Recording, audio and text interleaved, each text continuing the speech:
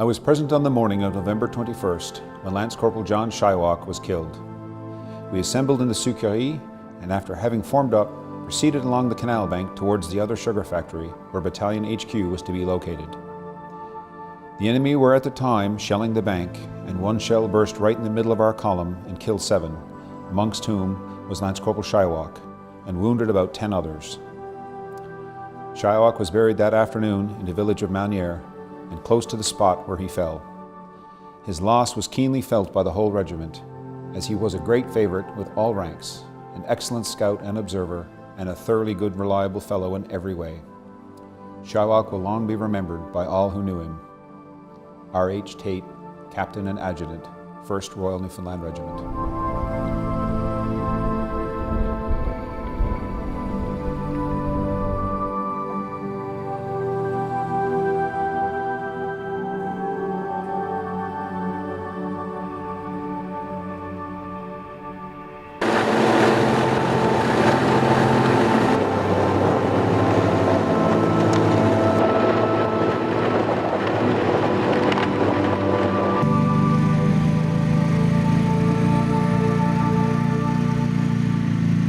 He is somewhat of a hero to the community, and in the sense that I think people feel that his role in the war really represented the community and our piece of helping to fight for our freedom.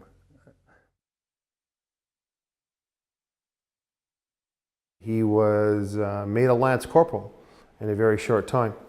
A sniper of some renown. There are some people claim he was the best sniper in the British Army. I think there's a real sense of loss too, that we didn't know the man better, or he was dead before a lot of his nieces and nephews were born. Had he come back to live to an age of 50 or 60, a lot of his nephews and nieces would have been in their 30s and 40s, and I'm sure there would have been a lot more stories about him.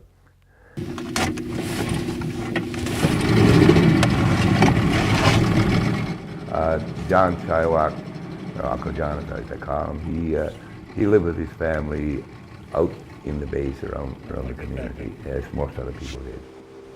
It was mainly a trapper, fisherman sort of lifestyle. They trapped during the trapping season, then came back to fishing during the summer season. And you must say that during the whole year it was a seal fishery which they looked to for survival and food supply. I think you leave in October, go to your trap line. You spend the whole year there just about until, say, Christmas. You might have come home for Christmas, some did, some didn't. So, you know, they spent their days, and it was a day that you moved every day. You done your trap line every day. And half an hour, I'd say. I think you talk to a lot of the older people, and they'll tell you it was a good life. I guess it's the best they had. But looking back personally at what they went through, it was a hard life in today's world, because they spent their time on the land and on the water, and I don't think they ever knew where their next meal was coming from.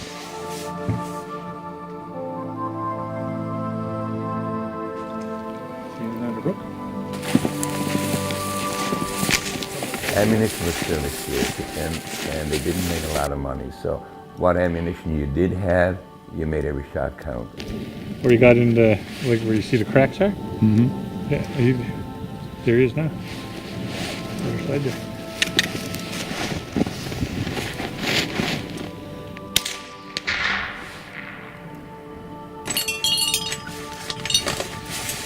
And this is what they would use back then. These are all cat traps. They used to use them for cats. I would suspect that he heard about the war. I guess trapping and fishing wasn't probably what he wanted to do. He wanted to move on and try a new experience. He probably walked from here to somewhere in southern Labrador where he was able to take a boat and get on a boat and go to St. John's to enlist. And in the summer of 1915, he joined the Royal Newfoundland Regiment. So he would routinely take the coastal boats to St. John's and purchase clothes. And he was known to, on the boats coming home, to wear 1 or 2 outfits a day, impeccably dressed. A likable man. People of all different walks of life became friends with him, from the doctors to the missionaries to authors. My dear Louisa, I have only time to write you a postcard today. I am in the best of health. Hope you are the same and not too lonely. I wonder if you think of me any time during all this lonely time since I left you last summer. Write and let me know if you are still true. I think of you every day, even when I am in the line. I would love to see you, my dear. This is my picture. Your boy, Pirate John Shylock. It's like when you go to the mall today and dress up as a cowboy. There was probably photo studios that had that in Scotland when he was there, and maybe that's where it came from, because it looks like a very staged professional picture.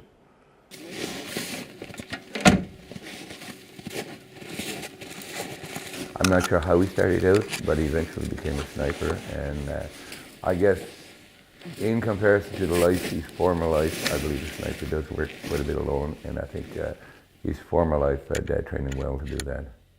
A sniper's job, you go forward, occupy position, usually in pairs or two groups of two with overwatch. So one is watching the other one.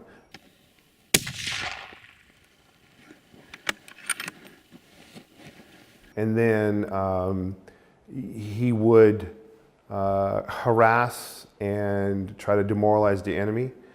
Primary targets are being those in charge, or machine gun nests.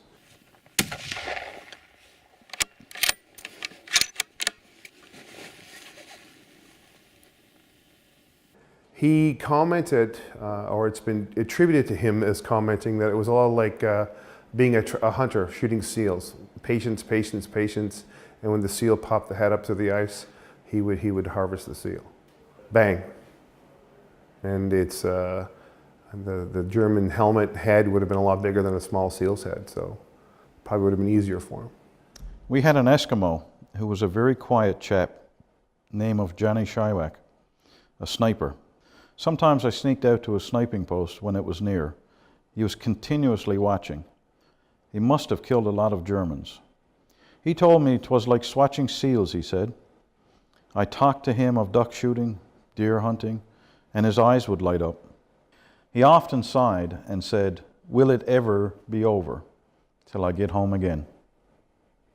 Private Howard Morey, Royal Newfoundland Regiment. There's a lot of inquiries come from right across Canada of people wanting to know who John Shylock was and what his legacy was. So, you know, it's bigger than we ever thought this would be, like his part he played in the war and what he stood for. It talks about the Labrador contribution to the regiment. It talks about the Native contribution to the regiment, of which there were dozens and dozens of Native soldiers that nobody really has done a lot of research of yet. There's a sense of pride, and as I said earlier, there's a sense of loss as well. Like a sense of pride that you know, one of us, I say one of us, did do our part in fighting for freedom and gave his life for it. The sense of loss, as I said before, it's not being able to know his legacy that he could tell himself by not coming back.